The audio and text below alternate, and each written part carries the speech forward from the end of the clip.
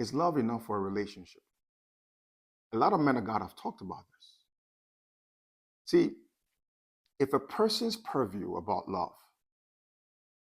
or the lens they look into about love is based on a deep feeling of affection and fondness for another person, then I can say, yeah, that love is not going to be enough for a marriage. If that definition is what you have, which is okay because everybody has various ways of understanding, and we are just here to talk together to understand who we are, then no, it's not going to be able to sustain your marriage because feelings are subject to change. If feelings are subject to change specifically based on the other person's behavior, then you cannot use that as a foundation. If the behavior of the person is not going according to your expectation of how they should behave, then your feelings and fondness towards them is going to decrease. And if that decrease, how are you going to sustain that relationship? How are you going to sustain that marriage? Because your love keeps decreasing, because it's a tally system.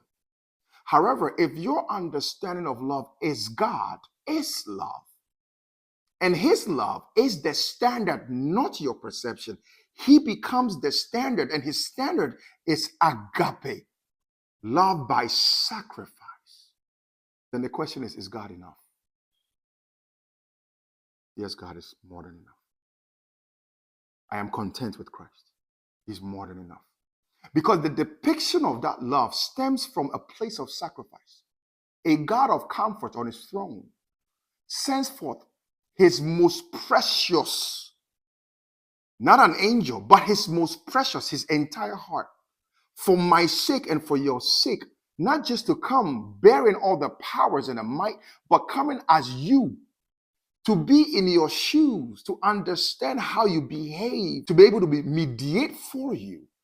Then love tells me that it's not about my qualifications. It's not about the business I have. It's not about the name I have. It's not about the status I have.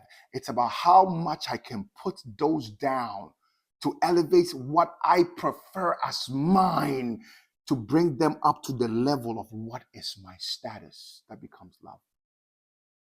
Because the love of God, which is shown through Christ Jesus, gives us the ability to become sons of his, daughters of his. For what reason? To be a part of the inheritance, oneness. That love does everything possible to break the walls of separation, which then invites everything into unity, where the bond of peace is the glue. Is that love more than enough? Yes. Because that love does not look at the mistakes, it looks at how to right the mistakes. That love does not go through I told you so's. It is I stand with you until we are one. That love stands with the strength it brings in your weakest moments. Imagine in a family setting where a boy, a man or a woman comes from another family to conjoin with another, your spouse, coming with the baggages of the ex-boyfriends and your father's issues and your mother's issues and the siblingship rivalry and whatever you have, coming with all those baggages, only to meet agape love, a man or woman who have understood the love of God from the realm of sacrifice, that what you sacrifice for is what you value, and connects you to the revelation of inheritance, their heart. Where a man's treasure is, that's where his heart is also. A woman who's able to see his man's heart by demonstrating it, making everything else less and making her important. It's a woman who's going to submit to the entirety of that man. That's why I always say, where there is an overflow of love, submission is inevitable.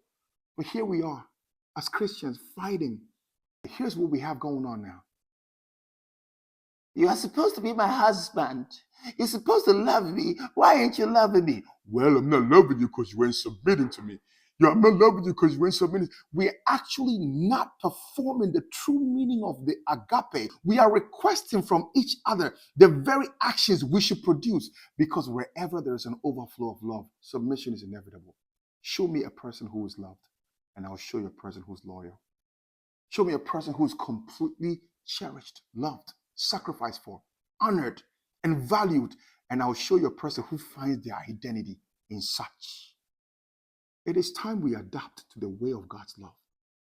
And if you look at your relationships right now, and everything you have is how you think and how you feel, but not based on the preference of God, then what we're going to start is, first, let's get to know the love of God for ourselves, because that is going to strengthen our core and our identity. Because you can't give what you don't have. So once we have, then we can give what we have. Because it is time to know that the love of God is more than enough. It's enough. It is the redemption of the world. It is enough. It is the forgiveness of the world. That is the redemption of your spouse. That is the forgiveness of your spouse. That is breaking them from every kind of scale and every kind of awkwardness from the past that has deemed them unworthy. You're making them worthy in the love of God and preferring to have Christ live through you to your spouse. It's what breaks them from the yoke of bondage. There lies your inheritance. The true heart to your partner. That love is more than enough. That love is transcendent. It goes beyond generations. Well, I hope you understand the difference. God's love is more than enough. We are just getting started. We're just getting warmed up. I hope you have some questions ready. The OPMs, we love you.